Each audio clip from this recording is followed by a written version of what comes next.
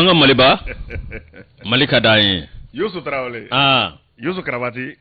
Baininga Yusu cha ini sokoma marhaba ama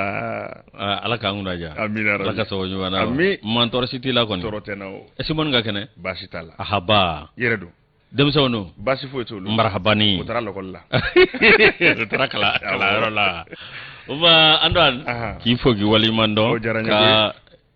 sira kule ni sira jeli bismillah andan alebe nego karafela no bora realisation na sa Ousmane Togo alebe difula Bouakari Jara bada ko ka fuka wali mando ka foli aneta nugo lasi jamadugo kefa alebe ka angolo sikuyate awaketa ka maw bismillah upma kiyere fo lame bani fleba bela jeli fo ko wali mando aywa man toro cité ko ni toro fo tana yusu marhabani ami yere fo ki wali mando feminye ambarake nyo radio so munum be ikado malikono ikado abe radio kime chamambo minu ngoni nuturule mena ana aywa anu tulu kala sere menywana mi ngoni bato lu fana banga babu taka se ko monobo ambu bela jele fo e dande folimina donc baro sebe abome ka chaya alamsa enene ami nyonzoro ya mi ngoni ni aywa kaseka taka nyefo bamangala biso modena ami doni ma fly chef d'escadron Lassana Tamba Keita atangme ikado kalawna Maroku dangoroba nana andesani ka ena amba foka ka e barakela belajele fo Lassana Tamba Keita bada foli no baramta segu ikado bami dawbe amba fo ni wati na anejele mineta damle osigi mbe ku nyebe television belebele ma demba nyumo ikado ka aywa ka femi ngone jemu ka ka so ko lame mineta damle ko ni jemu ka de ma ba leti lafia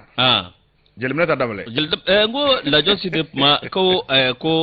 deumba ko ni sike ko jege ko la ngo jege yere mana abara mate e ka fo deumba sike jege blakana na ma ando afala opana e kana na me anamba bla nywana segu ko amu bela jele fa mara bolo be wati fana basuru shwalo do ana wati be ka boli yusu mrange sebe nyefolo ne ba de mawa ayamne ngo mene ayamne aywa yela ngado ni wati mbasoro ikado somaso ikado dugutika blomba kono anjo ko badama ikado sisa masoro andengu menywana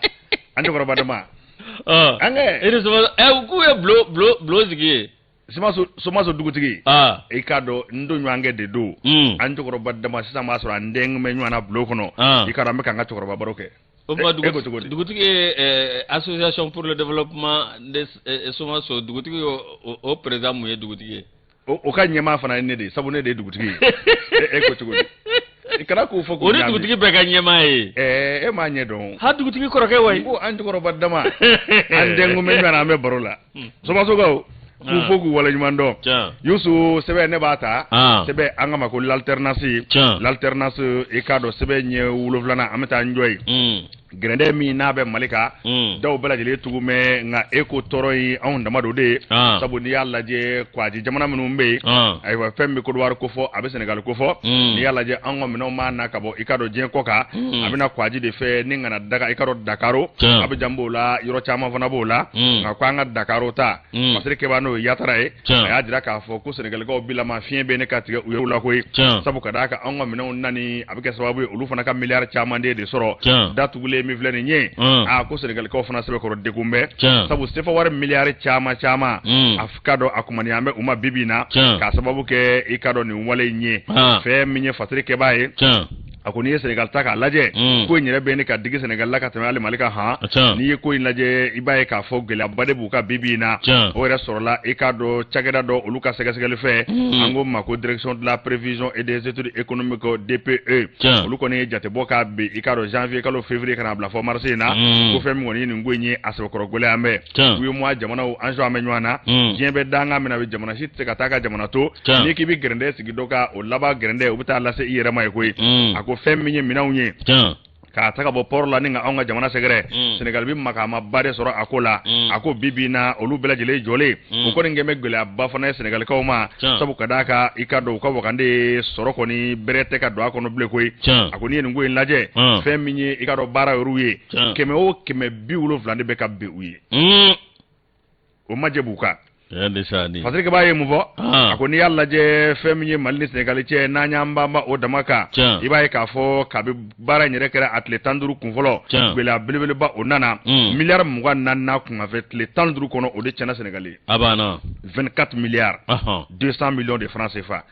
i ka dɔn o tɛmɛnen kɔfɛ i b'a ye k'a fɔ gɛlɛya a tɔ bɛ ka mɔnɔbɔ bi na i ka dɔn jatew ni jatedenw kɔni y'a jira k'a fɔ Senegal kɔni bɛ ka ayiwa miliyari caman de kɔni u bɛ ka dɛsɛ u la bi k'a sababuya kɛ gɛlɛya min ni CEDEAO y'a ta k'a sigi Mali kan o b'a jira k'a fɔ ko bi na ko diɲɛ bɛ danga min na an sɔn a bɛ ɲɔgɔn na nazara ko ma ko marché international diɲɛ kɛmɛ bɛ sugu bulon de ne ko k'i bɛ da dɔ tugu da dɔ dun tuguli u bɛ taa kɛ gɛrɛndɛ e yɛrɛ ma ko bɛ gɛlɛya dɛ o fana jatedenw kɔni bɛ sen na ko fɛn min kɔni ye Sénégalais bi na u ka forobawaganden k'a sɛbɛkɔrɔ degun bɛ k'a sababuya kɛ miliyari hakɛ min bɛ don jamana in kɔnɔ i ka dɔn Mali sababu la k'o ka ca kosɛbɛ yatara nin y'a ka sɛbɛn ye an ye min bɔ l'alternance kɔnɔna na an dɔn n'i ko k'i ka dɔ ka sugu ko e ko e fana ka dugu bi jɛ wa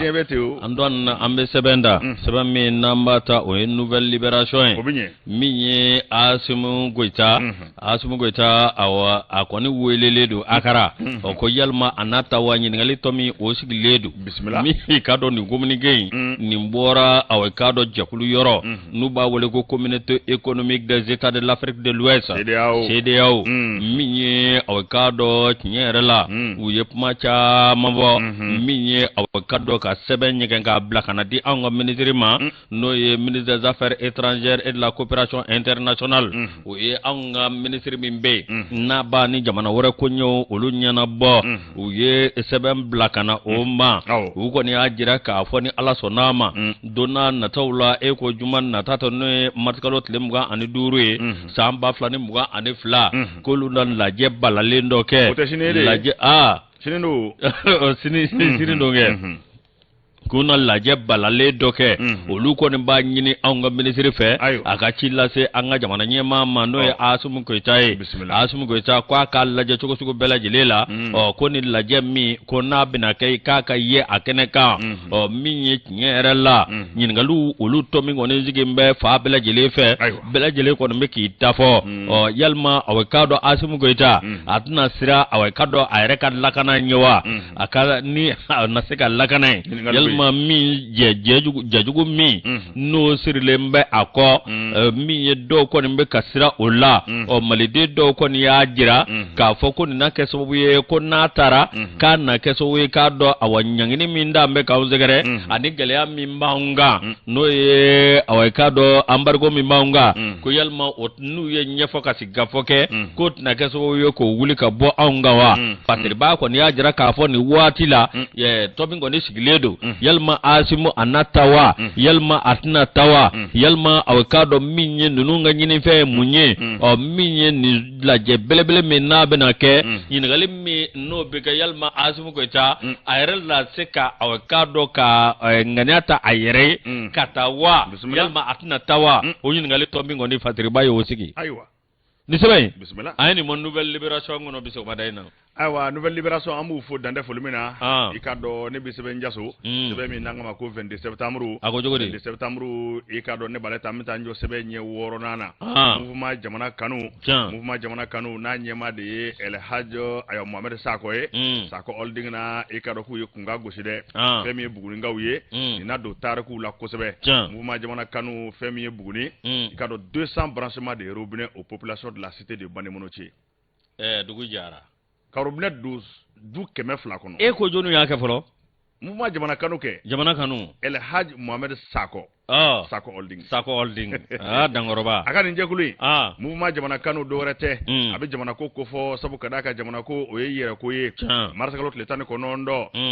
nin na to hakiliw la nin na don tarikuw kɔnɔ Banemonotier Bugunikaw fɛ yen i b'a ye k'a fɔ koba saba kɛra a koba saba a fɔlɔ tɛ dɔwɛrɛ ye fɛn min kɔni ye ayiwa ka robinet don 200 kɔnɔ olu bɛɛ lajɛlen kɔni ji sanuma ka cari bɛɛ lajɛlen ka se k'a sɔrɔ o baara kɛra i ka dɔn mouvement jamana kanu fɛ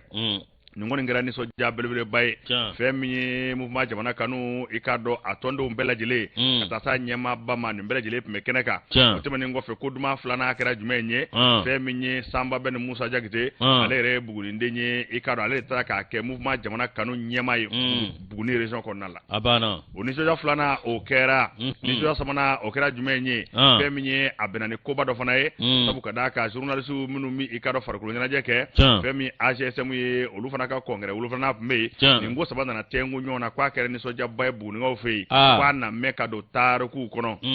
fasiri keba aye mufo ago femi mouvement jamana kanui kata robne ko ndo ikado so ko nala branchement kemefla o ko ngera ni soja baye nya fo tuko na marska rot letane ko nodo temene ningera nyema ba rep mekene ka mouvement jamana kanu nyema el haj mohammed sako alere ikado société sako oldengo o PDG ye awulla kata ni délégation belbele ba délégation nyera la ma chamangu mala ina fa ka danga no be Ousmane Kono ko fambela jele kama ko honorable Ousmane Kone ikado kabu sera buguni femi nyanaje ukumbera fabela jilefe jama ko nde bora mabba chama ku kumbe femi ni sujane wala nyumando ko jira ula femi buringa ka de remimbe no yesama ben musa ijagite ye ale rede taraninga ke ikado mouvement jamana kanu anyema ye buguni marako nala wale umada uma ni soja ikado ni nyeta ko ne fabela jilena ako ni romina minu ndune fleni nye imna ke sobe ka demso ndeme ku ka diku wuli ka bu ka jangwa ambe wati mena no ko ni nyefunde no wati to ko ni muso ko abna ke sobe ku deme ni ji sanuma charje roro ye kene a chari i ni soja chari ye nyinama aywa ketugo nye mo bulu kosebe be mi fana misru ye kata robne ko ndo ye ikaro almamu belajele ko ni sojara min ba to belajele bi sega aywa no soro ala tugo muna akunte do wore koy be mi ngoni digume mamunu nga ani tugo bate mamunu bulu lu belajele fana kaseka ni soja soro ka yele muse mamunu mbe no ye no robne nu soro ikado ma chama ngoni akara nyeji akara ni soja fa belajele ko no ve sabu femi nye manifi ni sojara do bala nyeji abtoka abunumunu kelengele akona kera ni soja bay ikaro buninga ofe yuka wala nyumando uka fuli kata ninga mouvement jamana kanu segere kere ngere nyana nyema ba no be el ajo e Mohamed sa kokofo femi buninga ka de remimbe katla ka bunye bada ka ko ta ko ke mouvement jamana kanu anyema buguni regiona ko ningera ikaro ni soja bay akoni ye branchement laje femi robinet branchement kemefla ko bela jele ko ndo damako ma katla ka million ngelenda e karo ko di gouvernorama ko ka do yiri wasra dafe buni samba ben Musa Jagite e karo pama na traka ke mouvement jamana kanu nyemai pama dile ama akokale ko ndese ka do wore fo ni sojate alete ka do wore fo ni kuna wolote alete ka do wore fo e karo ni wolo nyumando te kalete ka ke mouvement jamana kanu e bane mono che ko abo wolo nyumando ke wa ko bela jele ko ngadala abla bara mina nabe jamana jo bara ko fo bara atna de sala fiyo ana fe bele jilinge ani jamana je ka ke nywa fe mi ngon ba to nyeta wu olubi se ka sabati tugo mina femi AGSM olu fana kala je bap me ni ngani soja bae femi nye ikado ay wasamba ben Musa Jagite ale rek yemma ba wole nye o keneka ko ni bele jile ko ngani soja bae kuma dile nyema rema mouvement ikaro jamana kanu nyema femi el ajo Mohamed Sako ye kuma dile ama ay tarku niveau femi mouvement ay wa jamana kanu atarku asigra tugo me adadunana akwa bi sangale mbo je kulu asigra singa ngo sangale ikaro konala femi wuli ka jo bisa wa nywana ye wo de ke ha de sani 30 activités abana femi fargolo nyanaje ubo de mengue ikaro dugu chamana femi sanuya barawe ubolu ke femi dotoro sojo we ubolu ke ubi misri jo ke ani fefe ngoni adamadiya de menunye ikado mouvement jamana kanu ubo ke mani sanga bela jile ko na akoni ya laje femi nye buninga ka aywa denye no isamba ben Musa Jagite ale ren ni sojara ay wala nyundo fulita ikado ka aywa el aje Mohamed Sako ninga segere el aje Mohamed Sako re ani sojara ko sebe ay dugo chamange ka jira ka fo wale mi fleni ni ikana tna danima ni woni folode atna ke labanye femi ngoni deme mani sanga be ikado ulu labene do kase ka ke sauka daga mumma jamana kanu ere bomana nga ere banao ni ko jamana kanu abela jele bo kono jamana do museka lafia sira osra fe aya dira ka foluka jekulu asigi kunye oye watna danima ikado malifa abela jele fe musika demenge yororo kubu demo mfana ke ay wele bla ikado mouvement jamana kanu tonde bela jele ma ko beki jija mana ke yororo beka wale wale ɲuman dɔɔni kɛ min b'a to jamanadenw bɛ se ka lafiya cogo min na mouvement jamana kanu i ka dɔn Buguninkaw fɛ yen fɛn min ye ka robinet don ayiwa du 200 kɔnɔ 200 branchement i ka dɔn k'o bɛɛ lajɛlen kɔni kɛ ka tila ka fɛn min kɔni ye $1,000,000 k'o ta k'o di gouvernement ma min b'a to a bɛ se ka don yiriwa baaraw dafɛ Buguni nin baara in bɛɛ lajɛlen kɛra ani Sanba Ben Musa Jakite ale kɛra mouvement jamana kanu ɲɛmaa ye Buguninkaw fɛ yen nin ye sɛbɛn ye an mo to de ka sɛbɛn don an y'a bɔ 22 septembre la 22 septembre de y'ale bila indépendant ne b'ale ta an dɔn i bɔra ka Sako Holding min ye k'ale ka ɲuman kɛ fɔ min ye aw ka dɔn an kana bɛɛ to jamana ma a bɛɛ lajɛlen i ka dɔn an yɛrɛ bɛ se ka ɲɔgɔn dɛmɛ ka sɔrɔ awa ni bɛɛ dɔɔni kɛ an dɔn aw ka dɔn tɔtiko toko la o de kɔnɔna na an bɛ indépendant ta indépendant ale kumanen do bi an dɔn i ka dɔn Kalabankɔrɔ mairie olu kɔni baara ɲumanba kɛ baara min ni jamana ɲɛmaw sigida ɲɛmaw i ka dɔn ani faso den kɛlɛkɛlɛ bɛɛ lajɛlen minnu tun bɛ kɛnɛ kan u bɛɛ lajɛlen ka nisɔndiya yira min ye Kalabankɔrɔ mairie min ye u ye minɛn san minɛn bɛ kɛ sababu i ka dɔn n'a bɛ sira dilan ni ka tila ka dugu k'a jɛya nafolo min n'a donna awa ni minɛnw na a bɛ t'i jɔ $200,000 ani $40,000 na tiɲɛ yɛrɛ la sɛgɛrɛ kan ka fɔ Kalabankɔrɔkaw ye ayiwa andon min aw ka dɔn an ka jamana fa bɛɛ lajɛlen ni jateminɛ kɛ i b'a ye k'a fɔ aw min ye tiɲɛ yɛrɛ la yɔrɔ a lajɛyali bɛsɛ a bɛ se ka na sigida la cogo min na an dɔn o de ye ko gɛlɛman ye nka min ye aw commune min bɛ yen n'o ye Kalabankɔrɔ n'ale yɛrɛ bɛ aw Kati fɛ Kulukoro mara la an dɔn aw ka dɔn olu y'o ɲɛbila baara kɛ koyi u n'a lajɛ i ka dɔn sigida bɛ se ka diya cogo min na o baaraw ni ko olu bolo da min ye nin kɛnɛ kanza u y'a a minɛnw bɛ di waati min na mairie ma aw ka dɔn a bɛ bila mairie ka bolo kan waati min na an dɔn u ye ministre de l'administration territoriale u y'o wele min ye an ka aw jamana kɔnɔ koɲɛw o ɲɛnabɔ b'a aw ka dɔn u y'o ministre wele tun bɛ kɛnɛ kan an dɔn aw ka dɔn dugutigiw tun bɛ kɛnɛ kan préfet tun bɛ kɛnɛ kan ani aw ka dɔn gouverneur Kulukoro gouverneur a to a ko di colonel Lamine Kapori Sanogo Kapori Sanogo i k'a dɔn ninnu bɛɛ lajɛlen tun bɛ kɛnɛ kan min ye Kati préfet ale tun bɛ kɛnɛ kan min ye alimamiw ni dugutigiw ninnu bɛɛ lajɛlen tun bɛ kɛnɛ kan ani Kalabankɔrɔkaw ani a lamini dugu minnu bɛ yen ninnu bɛɛ lajɛlen tun bɛ kɛnɛ kan an dɔn a kɛra nisɔndiya dan ye dɛ min ye aw k'a dɔn Cɛkura Amadu Jara Jaralaka ka ɲuman kɛ da bisimila bisimila Yusuf andon Cɛkura Amadu Jara ale aw ka dɔn ale yɛrɛ de maire ni hakilina in bɔra ale la nin baaraba in aw ka dɔn ale de nin baaraba in kɛ an dɔn aw ka dɔn $200,000 ni $40,000 ko do donna minɛn ninnu dafɛ min ye aw ka dɔn ɲamancɛ mɔbilibaw b'o la a caman fo ka taa fara aw ka dɔn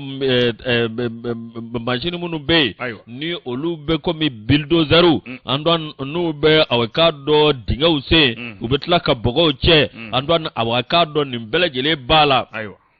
nin kɛnɛ kanza min ye samiya awa n'o kɔni sera Kalabankɔrɔkaw olu kɔni tɛna gɛlɛya ye bawo u na se ka u ka baara bɛɛ lajɛlen kɛ u yɛrɛ ye a minɛn b'u bolo n'o tɛmɛna ka bɔ yen min ye aw ka dɔn a kɛnɛ kanza nisɔndiya ani bonya ni karama an dɔn u ma da aw ka dɔn jɛya dɔrɔn ma dɛ u ma da yɔrɔ dilanni ma dɛ an dɔn aw ka dɔn u kɛn bɛ ka baara wɛrɛ bolo da mairie aw ka dɔn mairie kura o bɛna jɔ n'o tɛmɛna ka bɔ yen bureau kuraw olu bɛna jɔ mairie kɔnɔ min ye aw ka dɔn maire ka bureau n'o tɛmɛna ka bɔ yen aw ka dɔn saragosi minnu bɛ yen bureau bɛ jɔ olu bɛɛ lajɛlen bureau 10 n'o bɔra aw ka dɔn cantine dɔ bɛ jɔ aw ka dɔn yɔrɔ la ani seli yɔrɔ fo ka taa se aw ka dɔn yɔrɔ ma yɔrɔ min n'o ye aw ka dɔn kalanso ye ninnu bɛɛ lajɛlen bɛna jɔ Kalabankɔrɔ mara la nka i ka dɔn aw min ye tiɲɛ yɛrɛ la nin kɛnɛ kan ministre y'a ka nisɔndiya yira k'a ka foli ani tanu k'o jira aw ka dɔn Kalabankɔrɔ la ko bɛn ni keleya aw ka dɔn a maire ni hakilina min da maire a se ka baara kɛ cogo si ni maaw ma dɛmɛ ni sigida maaw ma dɛmɛ wa i ka dɔn aw maire ni baaraba min kɛ i ka dɔn nin baara nin bi don fɛn fɛ n'o ye aw ka dɔn jamana ka ɲɛta ye a bɛ t'o sira fɛ no boray mi aweka do dugutigo ani alamamiu dina nyemau nunu bela jeli doke minye kalabangoro kene cheroka upma kera nisoja ani bonyani karamai bismillah ala kanguna ja mi aweka do Paul ari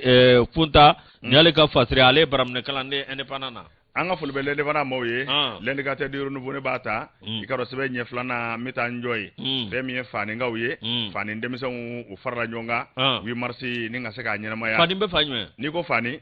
ibe segu marabolo ko fo ibi bla marabolo ko fo fani komni be ikaro bla marabolo fe ndesani fani ikado dabara ka dugudo fani adama damele eto adama damele badama uluka dugudo fani lasene chero uluka dugudo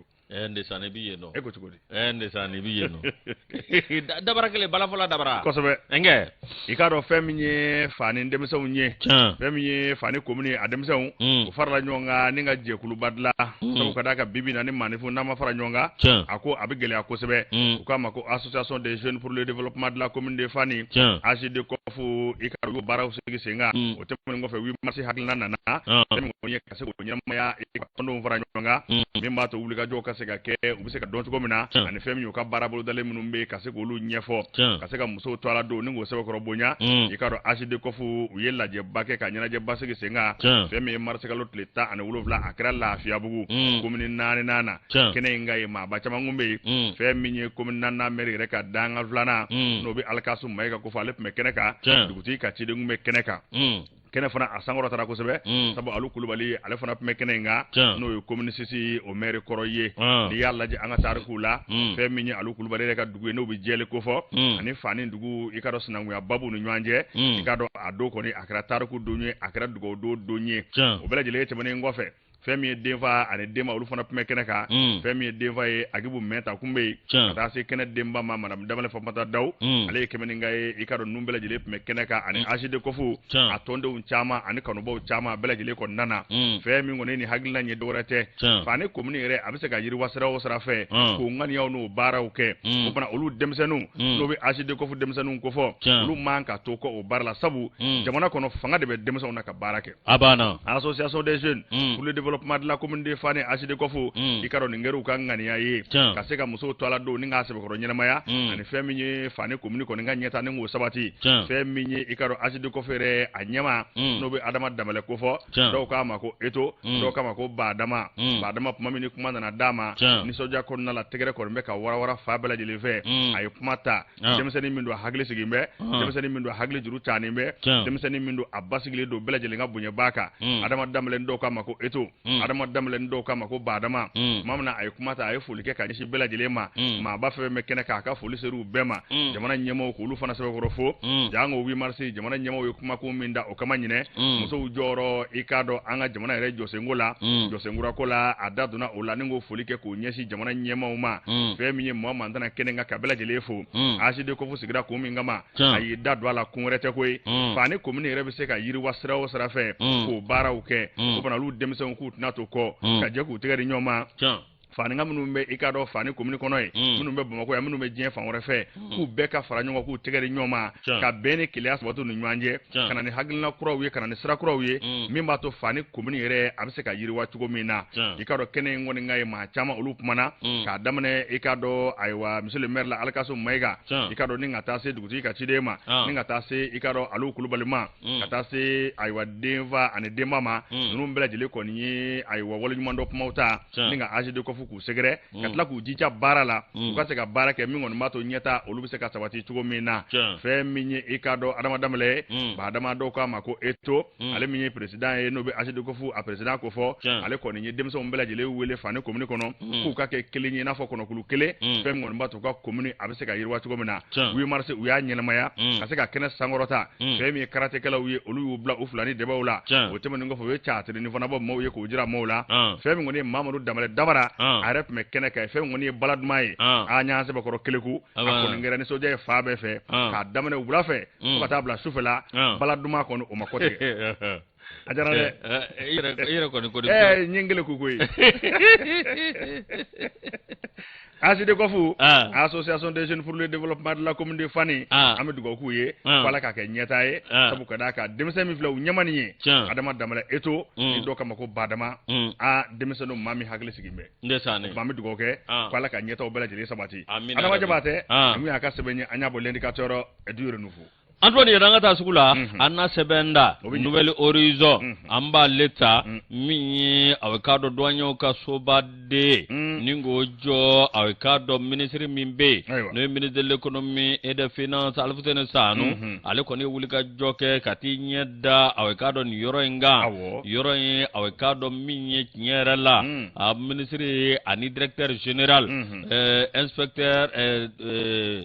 Amadou Konate ikado onungumbe kenega minye ikado ale douane ma nyamay ni kungunti dore wala za katu nyeda ni yoro kofolenga yoro mi na jolibe senga ziza minye kabine adam na kabine sa 2017 Antoine bismillah Nimi mflene abika jo sama ngode mi awekado hectare bisaba nyuana ni yoro talika odeka no temena kabwe mi awekado anaka sabawe mi kafia bodadi awekado anga dwanyo ka barama ni naka so awekado awami dwan ka minamunumbe no lububo kofe kana ikado anaka so awekado lumra yoro jonjo ona soro lube kamari nyoko nga yoro mina no temena kabwe mi awekado wala sa dwanyo ubeseka ye awabara konna na tukomi ka ye yoro nyumana yoro mi nabo aklisigi ninga tla ku jigi sigi andwan wode konna nasa miye awekado dwan ma nyema ale awekado ani dwanyo inna fo jagli nunu ikado awamiye dwan ma nyema munum be ikado awamiye olu bela jele kumbe ningenega tara kata awekado yalauke ninga tla ka yoro yira nywana miye awekado yoro do be no bitalike awekado réseaux na nywana ani VRD aménagement de la cour de parking no parking belebele bay ay kado mobile bi jorobi ikado o yoro olubele jelebe labe no temena kaboy mi awekado yoro mi be no ye awekado ni mbe talika hectare bisabaga gasitila mura gasitila murange yoro mbe talika hectare bisabaga bismillah ando na ikado yeni mbele jele do ni nyanje ando na ikado akene gaza ministre aka ni so jaira na ministre aka ni so jaira no boray mi awekado ma nyema mimbe no douane ma nyema alera ka ni so jaira ningatla awekado ka fo ni bara mimblene ando na bitalike awekado ni mbele jele nyeta Amadou Konate aleka wulika jo ani awekado bara ke munumbe no lu kera ni ngonnana ando no bajira ka vo albi awekado minya anga douane we uluka daga yoro soro daga yoro mi no be kasawiye ka bara ka nuga bulo gishe inigi ale koni awekado ale tara ngaba mi alfuzen sanuye ale ajira ka fo bara mi blani ikado awami akoni be katanye wa bara bi ka keni nugaye bara bi ka keni haglinyumai wa dele minduruma andon o dele ni ala sonama ko bara obike ka boma obike bemme kaloma bismillah ala ka nguna ja ala ka sawu manama mi awekado Mamadou Traoré Mamadou Traoré nale ka fazira bo Nouvelle Horizon Nouvelle Horizon ku fogu wala nyumando ya fotu na sona meta sugula femi General Philippe Kone ko avance be korofo ikado police do ikado kabe kan lame aywa kwa denge flako Yusuf Antoine ima voyana ko murari be balabi même vie finjigala kan nu olu e bay hoy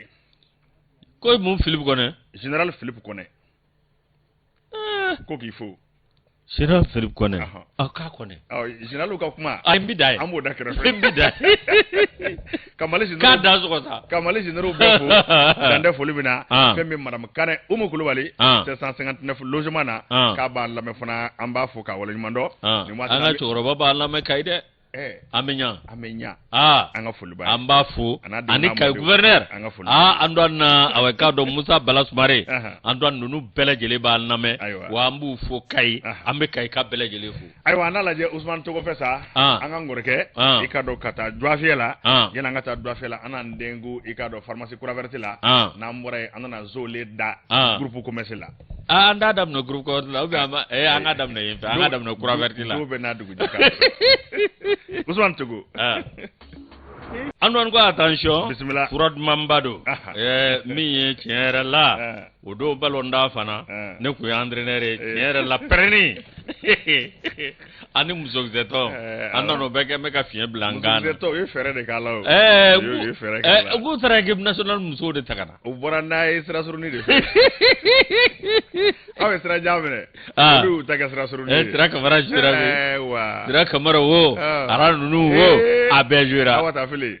ani isra kulubali amajare kama do anana amajagu bismillah ndesani Yusuf Sebeta donai kadonai Yusuf misbenda sebemi anga mako info matin na nyata franjala fanga kasegu singoro madondo ku deme ni jekulu bay anga mako APP Mali te dore association des ambassadeurs pour la paix au Mali APP Mali oluke meka kuna fanjelo wele marsa kalot le tan ko ndo ba flani mugan flyna maison de jeunes bara mbele jele ko ngere maison de jeunes mami ni mawna na kachaya ibay ka fo aywa pma otara ma chama ve alla je nyere ku fu yejumenye bara do bulu da mu fe shini an shini ngene marsa kalot le mugan duru anat le muga ani woro le mugan duru tawte dore ka faranyonga ikaro misri fefe mali kono bela jele kono ngadugo ke mali ye mali bise ka kolosuma tugo mina o fana temene ngofe ikaro kalot le mugan woro kana laje bake pale de la culture la mingon mato anga jamana mise ka kolosuma tugo mina kuna fandela welele fe minye Marcel Gengere ale remi ni aywa député korodo ale de président exécutif APP Mali na APP Mali nyama bafana be honorable Yogoire Edunyo temene ngofe commission d'organisation o nyama jenabu jakite numbele jele me kene ka ni tondo ani kuna fandela ni machama fe mi Marcel Gengere mami na ye pumata ako kuna fandela wele kunye minye asekana kuna fandu ma olufana ka kuna fandi jema ma Mali kono ani Mali koka ko ba fla o ba fe ko ke kuba fly nyafu yetugomi femi shini juma aywa marska rotle muganduru ikado misru be ana eglisu bela jele kono ikado bela jele kono nga ala deli aywa malibise ka kulusuma tugomina ani basigi obiseka na nga jamana kono tugomi ikado otemane ngofe oduguje kalotle mugan woro ko laje ba meeting belebele ba obina ke parler de la culture la avec muye kamalde on fara nywanga ni yalla je muso kan nje kulubele bay association des ambassadeurs pour la paix au Mali ikado ni ngoy ngoni ikado ka be sena doni fe minye demey ani ikado sengoro madondo o taka franyala fanga maw ni ngolu segere Marcel Gengere adam magara ola ko fe mi musula kawye umatoko sabu ka be lawole fanga blabila muso be barala anga jamana abiseka lafiya tugo mina femi muso yi ufana binu fanga fara chewtaka femi ngono mato anga jamana abise kanza ko tugo mina ako femi nye muso nu aywa ambalo muso do amba do anfur muso do ufana mato ko kubina ka fara chewde ka mi ngono bato aywa jamana nyira nga lanyini mi obise ka sabati tugo mina femi jamana nyama ye bi kolonel Asimi Goita kasaka premier ministre ma naka gouvernement ko sebe ko deme sabu be bara mina ko e jamana jo bara ye muso fana ya jira ka fo utna to ko fiew femi nye ikaro Marcel Gengere adam gara ni pumana o temane ko fe dikulu ren nyama ba no bi APP Mali ko fo association des ambassadeurs pour la paix au Mali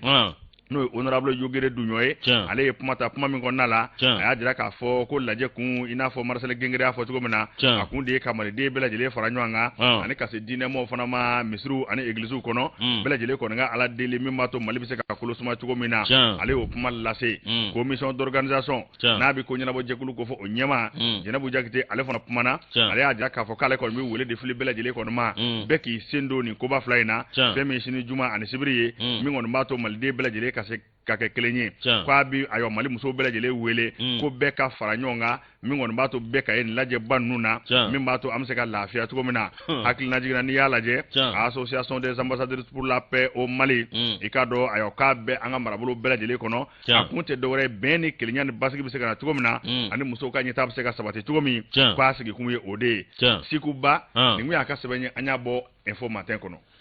Anwan ene pana maleta gouverneur akwani aye sebembo minye gouverneur mamunumbe nolu be moto nundake yelma moto belebele numbo bo bolo e kadu bi do jamala abi pereke ka mawjatige andwan ay kadu be moto nunta fa belejele fe sanguta shifina kaw andwan awe kadu ni ngoy ngoni mbeka nyani mindo anga jamana gono abi kesugo kadu awamiye ka gele aba mindo do o minye awekado mado ko ni nyanginita kanga manyamo segere to yal kado utseka dangare ni ngomi vlani opma minye gouverneur Ablaye Kulubali marskalo sam baflani mugani fla marskalo tule mugwa ani fla ikado gouverneur Ablaye Kulubali ale ko ya jira ka vo minye ikado ni ngomi vlani o danga sige ala tenza nuye mama soro moto nundala yalma aw farambe nywanga ka moto se korota ka moto nungorota yalma ki jo moto ga yalma ka moto bla ka bula yerema minye manyogolo mimbe awekado nabi ke so we ka galalla se awekado jamana deuma wa mamunumbe halli kasara kera kasara tedda ulu doromade minye awekado mateme banju yalma mamunu no ulu date abma erela halnu awekado ulu ta do mimbe kasara bise ka lase ulu ma upma nimi fleni ikado awabiye bina ka bi mauma ne minna moto nunda la faba kono ya bogoya ibeta dikrit gila mo rubi kiri katla kiti bismillah ala ka nguna ja disabe ari musa maiga ale baram ne kalande bismillah ale ka padre ne indépendant ngono l'indépendant dande folimina l'indicateur du nouveau ma jaso boko basawa keme duru muga ane nani yeli nye anga ta commune duru nana de turukorobu ko fe abina fo gole ababe misri ko la ko sebe sabu ni ala je misri min toy ko mosquée de Mohamed Niasse ko gole ababe turukorobu bibina ni ala je ikaro be malia o nanedo je kulu do be ko fidama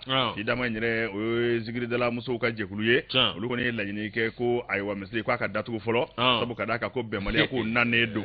ko bemalia adugu jembe ka soro critiquela udadu na kuma ina de femi tribunali grand instance commune duruna olu ye sebembo ka sebembo femi ngoni almami ikado ni obi mare kureshi ko fo anaka danga ikado ko obi banjugo trawre ko fo ku ko nga barajo ukana aywa nyama yake ikado misrina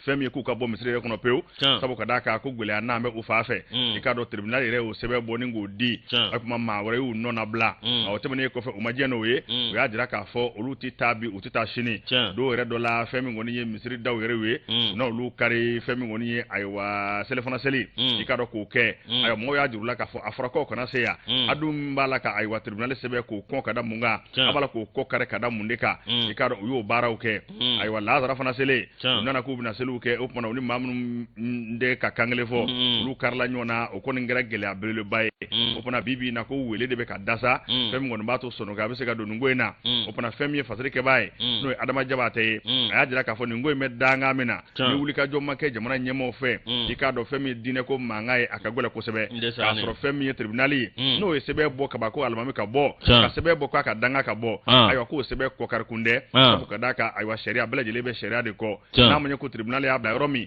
kwa kan ka to yoro kelela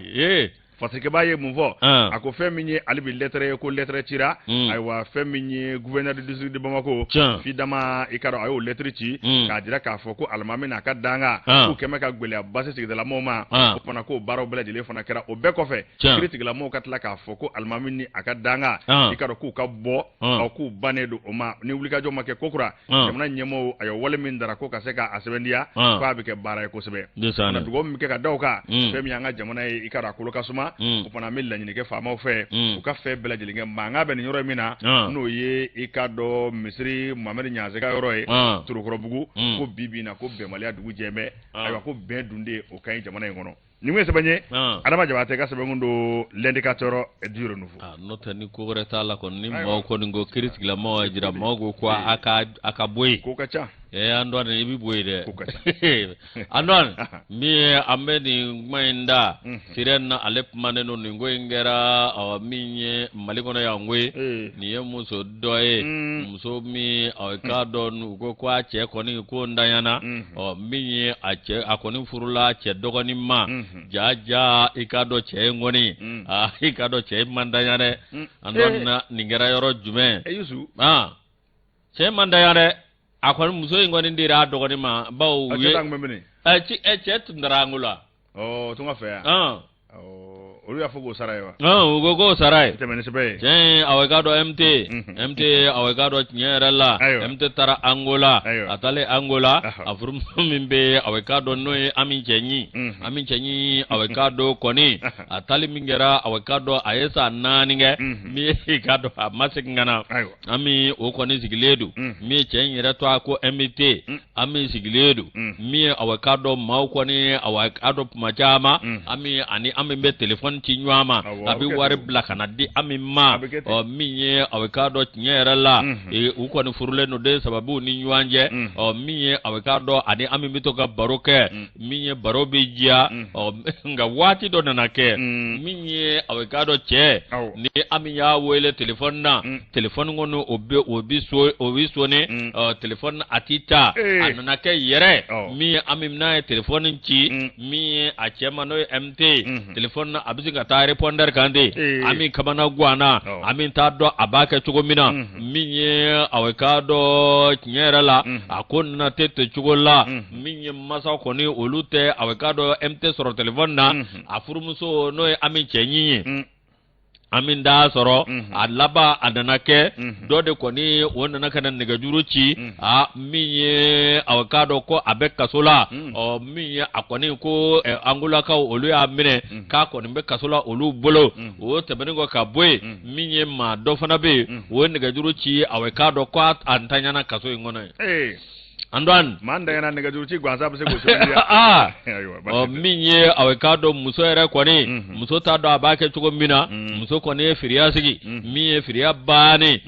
muso ngwani awekado mauna na kosuko bela jeleke no dugo no mawe ka foko dogoni akatnye inda bawo muso nyema nyana mai wa koroka dumba bulu halu asura abmajan no fla bela jeleye angi kado awaminye alani masau oluka awekado jagwani mvi nunungwani nanaka na nywanda ukalenga nywanda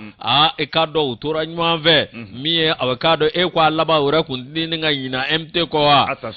MT Angola mi sali foro Angola ka koni sara uko mi nga yina oko mie awekado kanundu na nywana ekado nundu sukwe nywa mine kaba okale mie awekado mawabibo mi ngalama musona nakana awekado konota duako embolo awekado kalo wolomlana mie taxido nanakana jo miuka dudala party sagana taxi nana kana jo dudala minye taxi mano obora kofuru kono mi abeka minaw na jigi mawera kono ngunya joleno taxi na mabi bo mi ngalama minye awekado MT asna ke boki ja chalai chanjala abole gijo chanjala minye awekado dugona mau ulu koni awe maw magole tura signyon ulu mawle tura mi do ere kanuka dogo shugunu na ekado jaja MT masa adogoni mbe no chekura koni awekado MT afurmusota adon akotoro de la minye MT anale dugono afurmuso ladre sigilembe awekado gwasola obika toblike alaba awekado musoni nyeje nanaka ni seri cheka anakidi seri cheka andwani ko gala ku yoro minye ko yalma MT anato na furumuso nyewa yalma anamuso into adwa ke buluwa yalma una bekula chugodi ko ni gelara ni ngali gole ala kanguna ja ngane be mi fonna adoram dugure dal ga fedrebe mbo ni saya ko mi fo saya ka semendia saya kula shere de bala kalsa sara aywa shere de bike aywa ni dangania sigiro ka aywa ifilia ko ni ko bike nga telefone ka ti ko kalsa sara aywa nanajo mbe nyingali mbekew bo akob na ke chugodi sani nyingali gole anka de kelge comme ebe anga hakaw na anga sharia kanu fogu aya metri konare nyingali amo nyingali blakata rojme Musa Gino ikaro metri konare uka jabile dado roten ngumaina kangala ngo njara chekura ikwa tutamani ko ya abifamu ne obla ne be sebe kunje ni minye sebe rebe fajme ve le véridique le verdict ni yaleta ikado ni ye fasiri je kuluka fasiri ye ni yalla je fem ye pemi mali ikado anyama ba fasere dumya ikaro ko ka tegere faye sabu kada ka ko kaba nana ni chakeda belebele bay nyamaya la ko fe ngone nyeta ko abe ka sabati directeur ikaro général société parimutuelle urbaine ko mako pemi mali ikaro fe ngone nyeta ko lube ka sabati jamana ko kande ka war ko no salo ka tabla kono ku be ko barake ni fasere dumya reta ka laje fasere ba be mivo ako mado ma chesir lemba mamindo atitlo ke barala kabata da ka bla ni nyamaya la jamana nyamo fe ikaro ko kono me ka barake ka ta se adana mado mi hagle juru tani be ko sebe ka bi bara en sebe ko nyodo fefe ngoni war ko barai fasere dumya ko abo do ko sebe fasere dumya re aywa shera nyuma njama ngeraka sabo mado ko bi mo fara nyonga mado mami nani sokadi mado mami nati tloke barala fiefeo ko kaba ko ndala ni nyama yala jouer kalot leta ani duru temene ibaye ka fo ko kere ni so jabay bela jile ma sabo kada ka pemi barakelaw kata se jamana nyemo ma ko bela jile ko ni jigi fara sabo fe ngoni wari re ka nyini ka do jamana ko kande bakono fasere dumya ko abe ko bara fana ke fe mi aka kalon fana ye kaba ka kalon fukana kalon ba fukana bara ta ko mashima shi ikado fasere dumya la akon mi bara ke amana te besro yoro fe o tageda bela jile ko ma jida ka fuko mami do ka bi bara nyado ko sebe pemi mali bibi na aka nyama ya kono ko pemi ko me ka nyama ya ngafo ka nyeta sabati fa bela jile ko no fe pemi jamana nyemo ko lu ni so jambe pemi bara kelo fana ko lu bela jile fana ni so jambe ni du ya laje femi pemi mali bibi na parafna tele bia fa fe ya ikado aywa nabi afri lo su ko fo ko pemi kwa nywana ta ko la ha sabu ka daka ko nyeta obe ka sabati ka sababu yake nyema bay no bi fasere dumya abo ko fo mana aywa ko nyeta ko be ka sabati bibi na pemi mali la rédaction no ye fasere jakulu ye ya sebe ikaro le verdict kono aywa usrakele la on fana bi aywa fusene si soko ni bla jele kama ko fuso aywa femi ni tour d'Afrique krefe amba fo ka wala mando pemi barakala fana do ucheserimbe andone ko nyepma do me fasere be ka mafo fasere dumya ko fasere dumya ko yalma kande le ka yemi ko yero do be terrain su joka di yoro ma ko pemi mo ka so kande la ko yoro jume ka terrain di mo ma ko pemi mo ko terrain dira uma ka be yoro jume bo kalen na le min fle na le ka hamina ko e mi pemi mali mo amafo be ka soro de me ma chamambe munum be ba soro sotu bulu ye barake pemi ka yoro nyini ga duma obsika ke yoro mina ka aso joka duma ka baraka duma abitike ka buga sarala do mabana fasere dumya akoni ayo buluda upma ala ka nguna ja ala ka sawo nyuma ma fasere dumya ani pemi barakelaw amu bela jele fo bada fo